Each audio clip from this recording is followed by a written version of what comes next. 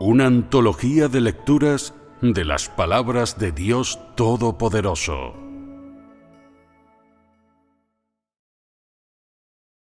Dios mismo, el único. 7. Dios es la fuente de vida para todas las cosas. 1. Hoy comunicaremos acerca de un nuevo tema con vosotros. ¿Cuál será este tema? El título del mismo será Dios es la fuente de vida para todas las cosas. ¿No es un tema bastante amplio para exponer? ¿Parece algo que podría estar un poco fuera de nuestro alcance? El que Dios sea la fuente de vida para todas las cosas podría parecer un tema del que las personas se sientan desligadas, pero todos los que siguen a Dios deben entenderlo. Esto se debe a que este asunto está inextricablemente vinculado con que cada persona conozca a Dios, sea capaz de satisfacerlo y de venerarlo. Así pues, este tema debe comunicarse. Algunas personas pueden tener un entendimiento básico de este tema, o quizás algunos sean conscientes del mismo. Pueden tener un conocimiento simplista de este en sus corazones, solo un entendimiento superficial. Otros pueden tener alguna experiencia especial de ello. Debido a sus experiencias únicas, en sus corazones tienen un entendimiento profundo de esto. Pero sea profundo o superficial el conocimiento de esto, para vosotros es unilateral y no suficientemente específico. Por tanto, este tema debe comunicarse, el propósito del cual es daros un entendimiento más específico y profundo. Esto es muy necesario. Usaré un método especial para comunicar con vosotros sobre este tema, un método que no he usado antes y que podríais encontrar poco habitual o algo incómodo. Sin embargo, después de que lo oigáis, lo sabréis, sea cual sea el método. ¿Os gusta escuchar historias? Nos gusta. Parece que tuve razón al elegir el método de contar una historia. A todos os gusta oír historias. Muy bien, entonces, comencemos. No necesitáis escribir esto en vuestras notas. Pido que estéis tranquilos y no inquietos. Puedes cerrar tus ojos si sientes que tenerlos abiertos puede provocar que estés distraído por lo que te rodea o las personas a tu alrededor. Tengo una pequeña historia maravillosa para contaros. Es una historia sobre una semilla, la tierra, el árbol, la luz del sol, los pájaros cantores y el hombre. No os durmáis. ¿Me oís? ¿Qué personajes principales tiene la historia que voy a contar? Una semilla, la tierra, un árbol, la luz del sol, los pájaros cantores y el hombre. ¿Estará Dios en ella? No. No la habéis oído, ¿verdad? Pero estoy seguro de que después de contada la misma os sentiréis relajados y contentos. Muy bien, entonces, podéis escuchar tranquilamente. Historia 1. Una semilla, la tierra, un árbol, la luz del sol, los pájaros cantores y el hombre. Una pequeña semilla cayó en la tierra. Después de que cayese mucha lluvia, de ella creció un tierno brote y sus raíces ahondaron en el suelo. El brote se hizo grande con el tiempo, enfrentándose a crueles vientos e intensas lluvias, viendo el cambio de las estaciones conforme la luna aparecía y desaparecía. En verano, la tierra entregó regalos de agua para que el brote pudiera soportar el calor abrasador. Y gracias a la tierra, éste no sintió el calor del verano y sobrevivió al mismo. Cuando cayó el invierno, la tierra envolvió el brote en su cálido abrazo y se asieron el uno al otro con fuerza. Y gracias a la calidez de la tierra, el brote sobrevivió al duro frío, pasando ileso por las tormentas invernales y las nevadas de la estación. Protegido por la tierra, el brote creció en valentía y estaba feliz. Creció en altura y orgullo a partir de la alimentación abnegada provista por la tierra. Creció feliz. Cantaba cuando la lluvia caía y danzaba y se balanceaba cuando el viento soplaba. Así pues, el brote y la tierra dependen el uno del otro. Los años pasaron y el brote era ahora un árbol imponente. Le habían crecido robustas ramas cargadas de innumerables hojas y se mantenía fuerte sobre la tierra. Sus raíces ahondaron en la tierra como habían hecho antes, pero ahora se sumergían a mucha profundidad en el suelo. Lo que una vez protegió al brote era ahora el fundamento para el poderoso árbol. Un rayo de sol alumbró el árbol y el tronco se sacudió. El árbol tendió sus ramas y captó intensamente esa luz. La tierra debajo respiraba al mismo ritmo que aquel y se sintió renovada. Y solo entonces una brisa fresca sopló entre las ramas y el árbol tembló de deleite, brotando con energía. Así pues, el árbol y la luz del sol dependen el uno del otro. Las personas se sentaban en la fresca sombra del árbol y disfrutaban en el aire fresco y fragante. Este purificaba sus corazones y pulmones y la sangre en su interior. Las personas ya no se sentían cansadas ni agobiadas. Así pues, las personas y el árbol dependen los unos de los otros. Un grupo de pájaros cantores piaba mientras se posaba sobre las ramas del árbol. Quizás estaban huyendo de algún enemigo, o alimentando y criando a sus polluelos, o quizás solo estaban tomándose un pequeño descanso. Así pues, los pájaros y el árbol dependen los unos de los otros. Las raíces del árbol, retorcidas y enredadas, ahondaron profundamente en la tierra. Su tronco resguardaba la tierra del viento y la lluvia, y extendía sus grandes ramas y protegía la tierra debajo de él. Y el árbol lo hacía porque la tierra es su madre. Viven juntos, el uno depende de la otra, y nunca morarán aparte. Así, la historia llega a su fin. Podéis abrir vuestros ojos ahora. Conté una historia sobre una semilla, la tierra, el árbol, la luz del sol, los pájaros cantores y el hombre. La misma solo consta de unas pocas partes. ¿Qué sentimientos os produjeron? Habiéndola contado de esta forma, ¿la entendéis? La entendemos. Podéis hablar acerca de vuestros sentimientos. Así pues, ¿qué sentís después de oír esta historia?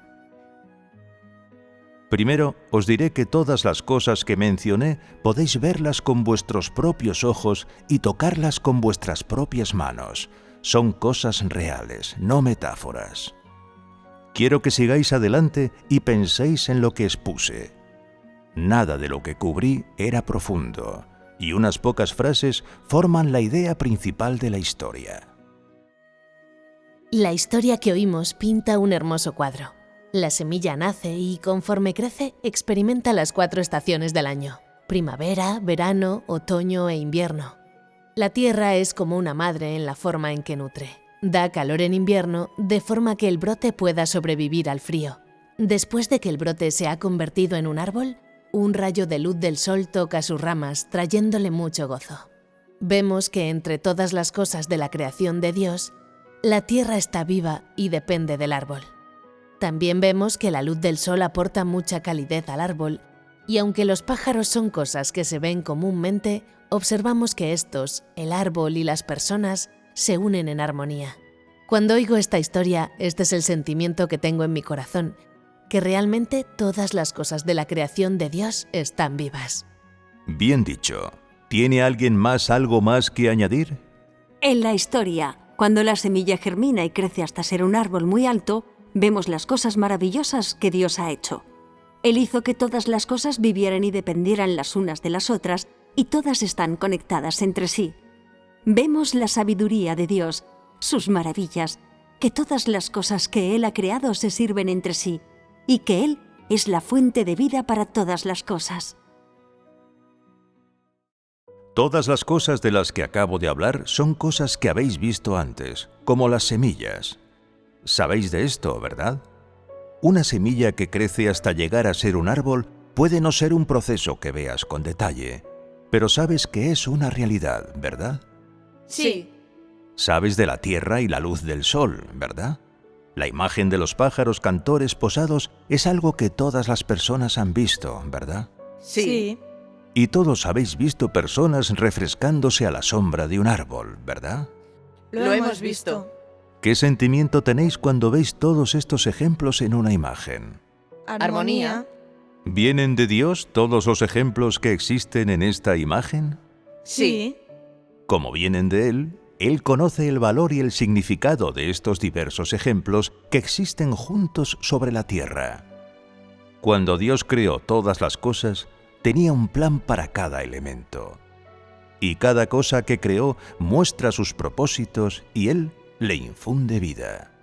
Él creó el entorno vital para la humanidad que se expone en la historia que acabamos de oír. Esta expuso la interdependencia entre la semilla y la tierra. Esta nutre a aquella, y aquella está atada a esta. Dios predeterminó la relación entre ambas desde el principio, ¿verdad? Sí. El árbol, la luz del sol, los pájaros cantores y el hombre en esta imagen son un ejemplo del entorno vital que Dios creó para la humanidad. Sí. Primero, ¿puede el árbol abandonar la tierra? No. ¿Puede el árbol estar sin la luz del sol? No. ¿Cuál fue entonces el propósito de Dios al crear el árbol? ¿Podemos decir que fue solo para la tierra? ¿Podemos decir que fue solo para los pájaros cantores? ¿Podemos decir que fue solo para las personas?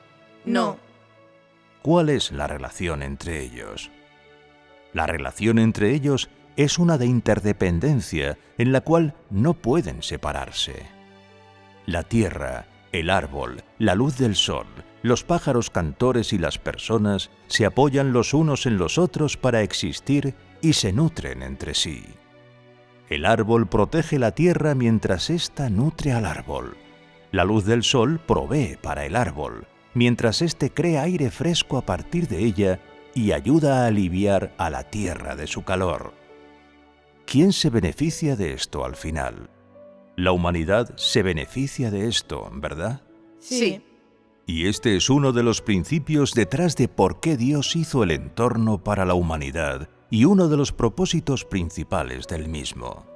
Aunque esto sea un simple cuadro, podemos ver la sabiduría de Dios y sus intenciones. El hombre no puede vivir sin la tierra, o sin los árboles, o sin los pájaros cantores y la luz del sol, ¿verdad? Aunque era una historia, es un microcosmo de la creación del universo por parte de Dios y su concesión al hombre del entorno vital. Dios creó los cielos, la tierra y todas las cosas para la humanidad, y creó también el entorno vital. Primero, el punto principal que expusimos en la historia es las relaciones interconectadas y la interdependencia de todas las cosas. Bajo este principio, el entorno vital de la humanidad está protegido, sobrevive y continúa. Debido a la existencia de este entorno vital, la humanidad puede desarrollarse y reproducirse. Vimos el árbol, la tierra, la luz del sol, los pájaros cantores y las personas en la escena. ¿Estaba Dios allí también? Puede que las personas no lo vean, ¿verdad? Superficialmente puede parecer que Dios no estaba allí, pero las personas pueden ver las normas de las relaciones interconectadas entre las cosas en la escena.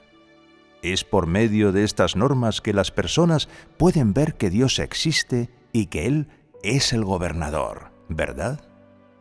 Dios usa estos principios y normas para preservar la vida y la existencia de todas las cosas. Es de esta forma que Él provee para todas las cosas y para la humanidad. ¿Tiene esta historia alguna relación con el tema que acabamos de exponer? Sí. Superficialmente parece que no la hay, pero en realidad las normas que Dios ha hecho como el Creador y su dominio sobre todas las cosas está muy relacionado con que Él sea la fuente de vida para todas las cosas y están inextricablemente vinculados, ¿verdad? Sí. Habéis aprendido algo, ¿verdad? Dios es el Señor de las normas que controlan el universo. Él controla las normas que gobiernan la supervivencia de todas las cosas y también controla el universo y todas las cosas de forma que puedan vivir juntos. Lo hace de forma que no se extingan ni desaparezcan para que la humanidad pueda continuar existiendo y el hombre pueda vivir en ese entorno a través del liderazgo de Dios.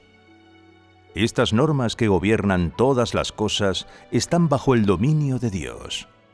Sin embargo, la humanidad no puede intervenir y no puede cambiarlas. Solo Dios mismo las conoce y solo Él las gestiona. ¿Cuándo germinarán los árboles? ¿Cuándo lloverá? ¿Cuánta agua y cuántos nutrientes dará la tierra a las plantas? ¿En qué estación caerán las hojas? ¿En qué estación darán fruto los árboles? ¿Cuánta energía dará la luz del sol a los árboles? ¿Qué exhalarán estos de la energía que toman de la luz del sol? Todas estas son cosas que Dios ya había dispuesto cuando creó el universo, y son leyes que el hombre no puede quebrantar. Las cosas creadas por Dios, sean vivientes o parezcan no serlo a las personas, están todas en sus manos y bajo su dominio. Ningún hombre puede cambiar o romper esa norma. Es decir, cuando Dios creó todas las cosas, formuló cómo deberían ser. El árbol no podría echar raíces, germinar y crecer sin la tierra. ¿Cómo sería la tierra si no tuviera árboles? Se secaría. ¿No es esto correcto? Sí. Asimismo, el árbol es el hogar de los pájaros cantores. Es un lugar en el que se refugian del viento. ¿Sería correcto que el árbol existiese sin la luz del sol? No lo sería. Si el árbol solo tuviera la tierra, eso no funcionaría. Todo esto es para la humanidad y para su supervivencia. El hombre recibe aire fresco del árbol y vive sobre la tierra protegida por éste. El hombre no puede vivir sin la luz del sol, sin todos los diversos seres vivos. Aunque las relaciones entre estas cosas son complejas, las personas deben entender claramente que Dios creó las reglas que gobiernan todas las cosas de forma que puedan existir de una forma interconectada e interdependiente. Cada cosa creada tiene valor y significado. Si Dios creó algo sin significado, lo dejaría desaparecer. ¿Entendéis? Sí. Este es uno de los métodos que usó en la provisión de todas las cosas. ¿A qué se refiere proveer para en esta historia? ¿Sale Dios a regar el árbol cada día? ¿Necesita el árbol la ayuda de Dios para respirar? No. Proveer para se refiere en este ejemplo a la gestión de Dios de todas las cosas después de la creación. Todo lo que necesitaba eran reglas para mantener las cosas funcionando sin problemas. El árbol creció por sí mismo al ser plantado en la tierra. Dios creó todas las condiciones para que creciera.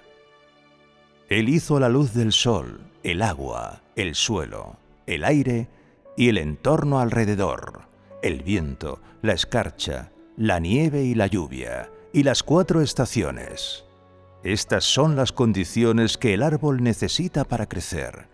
Son cosas que Dios preparó. Por tanto, ¿es Él la fuente de este entorno viviente? Sí. ¿Tiene Dios que salir cada día y contar cada hoja en los árboles? No hay necesidad, ¿verdad? Dios tampoco tiene que ayudar al árbol a respirar. Tampoco tiene que despertar a la luz del sol cada día diciendo, «Es hora de brillar sobre los árboles ahora». No tiene que hacer eso. La luz del sol brilla por sí misma tal como lo prescriben las reglas. Brilla sobre el árbol y éste se empapa de ella. Así es como viven las cosas dentro de las reglas. Quizás sea un fenómeno que no podéis explicar claramente, pero es una realidad que todo el mundo ha visto y aceptado. Todo lo que debes hacer es reconocer que las reglas para la existencia de todas las cosas vienen de Dios y saber que su crecimiento y supervivencia están bajo el dominio de Dios. Esto comprueba que Él es la fuente de toda vida. ¿Se usa una metáfora en esta historia tal como el hombre lo llamaría? No. ¿Es antropomórfica? No. Lo que he hablado es la verdad. Todo lo que está vivo, todo lo que existe, se encuentra bajo el dominio de Dios. Todo recibió vida después de que Él lo creara. Es vida dada por Dios y sigue las leyes y la senda que Él creó para ello. Esta realidad no debe alterarse por el hombre ni necesita su ayuda. Esta es la razón por la que Dios provee para todas las cosas. ¿Entendéis, verdad? ¿Pensáis que es necesario que las personas reconozcan esto? Sí. Así pues, ¿tiene algo que ver esta historia con la biología? ¿Tiene alguna relación con cualquier campo del conocimiento o la ciencia? No. No estamos exponiendo biología aquí, y sin duda no estamos llevando a cabo investigación biológica alguna. ¿Cuál es la idea principal sobre la que estamos hablando aquí? Que Dios es la fuente de toda vida. ¿Qué veis entre todas las cosas de la creación? ¿Habéis visto árboles? ¿Habéis visto la tierra? Sí. Sí. Habéis visto la luz del sol, ¿verdad? ¿Habéis visto los pájaros descansando en los árboles? Los hemos visto. ¿Está la humanidad feliz de vivir en ese entorno? Está feliz. Dios usa todas las cosas que creó para mantener al hogar de la humanidad, para la supervivencia y protegerlo. Y así es como Él provee para el hombre y para todas las cosas. ¿Cómo os sentís en relación a mi exposición de las cosas de esta manera y mi comunicación de esta forma? ¿Es buena? Está bien, es realista. ¿Qué hay de bueno en ella? Es fácil de entender y existen ejemplos prácticos de ella. Esta es una forma real de exponer las cosas, ¿verdad? ¿Es necesaria esta historia para ayudar a las personas a reconocer que Dios es la fuente de vida para todas las cosas? Sí. Si es necesario, continuaremos con la siguiente historia. El contenido de la siguiente historia es un poco diferente y la idea principal también lo es. Las cosas en la historia son lo que las personas pueden ver en medio de la creación de Dios. Usaré de nuevo el método de contaros una historia que todos podéis escuchar en silencio y pensar sobre lo que estoy hablando. Después de terminar la historia, os haré algunas preguntas para ver cuánto habéis aprendido. Los personajes principales en la misma son una gran montaña, un pequeño arroyo, un viento violento y una ola gigante. Historia 2. Una gran montaña, un pequeño arroyo, un viento violento y una ola gigante. Había un pequeño arroyo que serpenteaba de un lado a otro, llegando finalmente al pie de una gran montaña. Esta estaba bloqueando el camino de la quebrada, por lo que ésta le pidió con su voz pequeña y débil: «Por favor, déjame pasar. Estás en mi camino y bloqueando mi recorrido». La montaña preguntó entonces: «¿A dónde vas?». A lo que el pequeño arroyo respondió: «Estoy buscando mi hogar». La montaña dijo: «Vale, sigue adelante y fluye por encima de mí». Pero como la pequeña corriente era demasiado débil y joven, no había para ella camino para fluir sobre tan grande montaña, de forma que no tuvo otra elección sino seguir fluyendo hasta el pie de la montaña. Sopló un viento violento, trayendo con él arena y polvo hasta donde estaba la montaña. El viento gritó a ésta: «Déjame pasar». La montaña preguntó: «¿A dónde vas?». El viento gritó de nuevo: «Quiero ir a ese lado de la montaña». Esta dijo: «Vale, si puedes atravesar por en medio de mí, entonces puedes ir». El viento violento sopló de una forma y de otra, pero por muy furiosamente que lo hiciera, no pudo atravesar por en medio de la montaña. El viento se cansó y se detuvo a descansar. Por tanto, en ese lado de la montaña, solo un viento débil sopló de manera irregular, algo que agradaba a las personas allí. Esa era la bienvenida que la montaña daba a las personas. En la costa, la espuma del océano golpeaba suavemente contra el arrecife. De repente, una ola gigante se levantó y rugió en su camino hacia la montaña. «¡Hazte a un lado!», gritó la ola gigante. La montaña preguntó: «¿A dónde vas?». La gran ola no se detuvo y continuó levantándose respondiendo: «Estoy expandiendo mi territorio y quiero extender un poco mis brazos». La montaña dijo: «Vale, si puedes pasar por encima de mi cima, te cederé el paso». La gran ola reculó un poco y después embistió otra vez contra la montaña. Pero por mucho que lo intentara, no pudo sobrepasar la montaña. No tuvo otra opción que retroceder lentamente por donde vino. A lo largo de los siglos, el pequeño arroyo fluía suavemente alrededor del pie de la montaña. Siguiendo el curso que ésta había hecho, el pequeño arroyo volvió a su hogar, se unió al río y fluyó hasta el mar. Bajo el cuidado de la montaña, el pequeño arroyo nunca se perdió. Ambas se apoyaban entre sí, se contenían entre sí y dependían la una de la otra. A lo largo de los siglos, el viento violento no cambió sus hábitos de gritar a la montaña. Traía grandes remolinos de arena cuando la visitaba, tal como había hecho antes. La amenazaba, pero nunca la atravesó. El viento violento y la gran montaña se apoyaban entre sí, se contenían entre sí y dependían el uno del otro. A lo largo de los siglos, la ola gigante tampoco descansó y nunca dejó de expandirse. Rugía y embestía a la montaña una y otra vez, pero ésta nunca se movió una pulgada. La montaña vigilaba al mar, y de esta forma las criaturas en el mar se multiplicaban y desarrollaban. La ola gigante y la gran montaña se apoyaban entre sí, se contenían entre sí y dependían la una de la otra. Mi historia ha terminado. En primer lugar, ¿qué podéis decirme sobre la misma? ¿Cuál era el contenido principal? Primero había una montaña. ¿Después qué? Un pequeño arroyo, un viento violento y una ola gigante. ¿Qué pasó en la primera parte con el pequeño arroyo y la gran montaña? ¿Por qué hablaríamos sobre la gran montaña y el pequeño arroyo? Como la montaña protegió al arroyo, este nunca se perdió. Se apoyaban entre sí. ¿Diríais que la montaña protegía u obstruía al pequeño arroyo? Lo protegía. ¿Podría ser que lo obstruyera? La montaña y el pequeño arroyo estaban juntos. El primero protegía al segundo, y también era una obstrucción. La montaña protegía al arroyo para que pudiera fluir hasta el río, pero también evitaba que fluyera por el lugar en el que podía desbordarse y ser desastroso para las personas. ¿Es esta la idea principal de esta sección? Sí. La protección del arroyo por parte de la montaña y la actuación de esta como barrera salvaguardaba los hogares de las personas.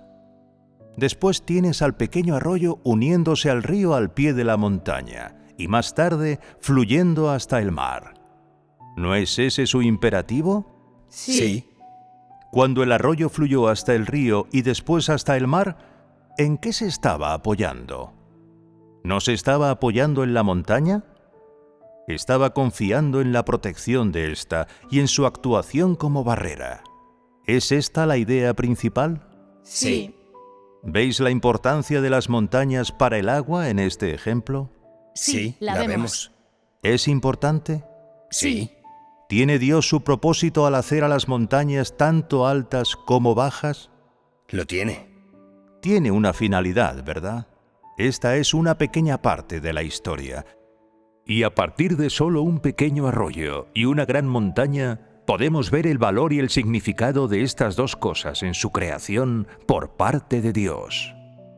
también podemos ver su sabiduría y propósito en cómo gobierna estas dos cosas. ¿No es eso correcto? ¿De qué se ocupa la segunda parte de la historia? Un viento violento y la gran montaña.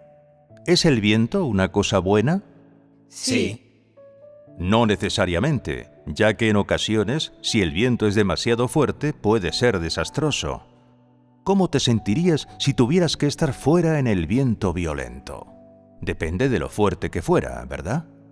Si fuera una ligera brisa o un viento de un nivel 2-3 o 3-4, aún sería tolerable. Como máximo, una persona tendría problemas para mantener sus ojos abiertos. Pero, ¿podría soportarlo si fuera tan fuerte como para convertirse en un tornado? No serías capaz de hacerlo. Así pues, es incorrecto que las personas digan que el viento siempre es bueno o que siempre es malo, porque depende de cuán fuerte sea el viento. ¿Qué uso tiene entonces aquí la montaña? ¿Es algo así como un filtro para el viento? Sí. La montaña toma el viento violento y lo reduce ¿a qué? A una ligera brisa. A una ligera brisa. La mayoría de las personas podía tocarlo y sentirlo en el entorno en que vivían, pero ¿era un viento violento o una ligera brisa lo que sentían? Una ligera brisa. ¿No es este uno de los propósitos detrás de la creación de las montañas por parte de Dios? ¿No es este su propósito? ¿Cómo sería para las personas vivir en un entorno en donde el viento violento llevase arena sin nada que lo bloqueara o filtrara? ¿Podría ser que con arena y piedras volando alrededor, las personas no pudieran vivir sobre la tierra? Las piedras podrían golpear a algunas personas en la cabeza, la arena podría entrar en sus ojos y no podrían ver. Las personas podrían ser aspiradas por el aire o el viento podría soplar tan fuerte que no podrían mantenerse en pie. Las casas serían destruidas y tendrían lugar toda clase de desastres. ¿Tiene valor el viento violento? Sí. ¿Cuál es este? Cuando dije que era malo, las personas podrían sentir que no tiene valor. Pero, ¿es eso correcto? ¿No tiene valor convertirlo en una brisa? ¿Qué es lo que más necesitan las personas cuando hay humedad o bochorno? Necesitan una ligera brisa que sople suavemente sobre ellas para refrescar y aclarar sus mentes, para calmar su humor y mejorar su estado mental. Por ejemplo, estáis todos sentados en una estancia con muchas personas y el aire está cargado. ¿Qué es lo que más necesitáis? Una ligera brisa. En lugares en los que el aire es turbio y está lleno de suciedad, el pensamiento de una persona se puede ralentizar. Su flujo sanguíneo se puede reducir y puede tener menos claridad mental. Sin embargo, el aire se volverá fresco si tiene una oportunidad de moverse y circular, y las personas se sentirán mucho mejor. Aunque el pequeño arroyo y el viento violento pudieran convertirse en un desastre, mientras la montaña esté ahí, ésta hará de ellos cosas que realmente beneficien a las personas. ¿No es correcto? ¿De qué habla la tercera parte de la historia? La gran montaña y la ola inmensa. La gran montaña y la ola inmensa. La escena aquí es una montaña al lado del mar, donde podemos ver la montaña, la espuma del océano y también una ola inmensa. ¿Qué es la montaña para la ola en este ejemplo? Un protector y una barrera. Es tanto un protector como una barrera, ¿verdad?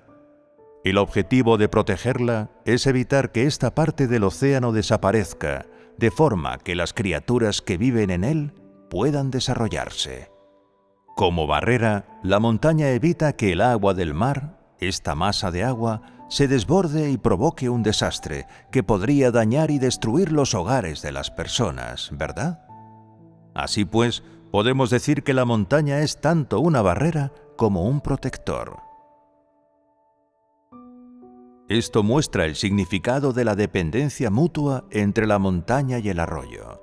la montaña y el viento violento, y la montaña y la ola inmensa, y cómo se contienen los unos a los otros y dependen los unos de los otros, de lo cual he hablado. Existe una regla y una ley que gobiernan la supervivencia de estas cosas que Dios creó. ¿Podéis ver lo que Dios hizo a partir de lo acontecido en la historia? ¿Creó Dios el universo e ignoró lo que ocurrió después? ¿Les dio normas y diseñó las maneras en que funcionarían para ignorarlas después? ¿Es eso lo que ocurrió? No. ¿Qué es eso entonces? Dios está en control. Dios sigue controlando el agua, el viento y las olas. No deja que corran desbocados ni que dañen o destruyan los hogares de las personas. Y gracias a ello, las personas pueden seguir viviendo y desarrollándose en este trozo de tierra. Lo que significa que Dios ya había planificado las reglas para la existencia cuando hizo el universo. Cuando Dios hizo estas cosas, se aseguró de que beneficiarían a la humanidad. Y también las controló de forma que no fueran problemáticas o desastrosas para la humanidad. Si Dios no las gestionara, ¿no fluirían las aguas por todas partes? ¿No soplaría el viento por todo el lugar? Si Dios no los gestionara, no estarían gobernados por ninguna regla, y el viento aullaría, y las aguas se levantarían y fluirían por todas partes. Si la ola inmensa hubiera sido más alta que la montaña, ¿podría existir aún esa área del mar? El mar no podría existir.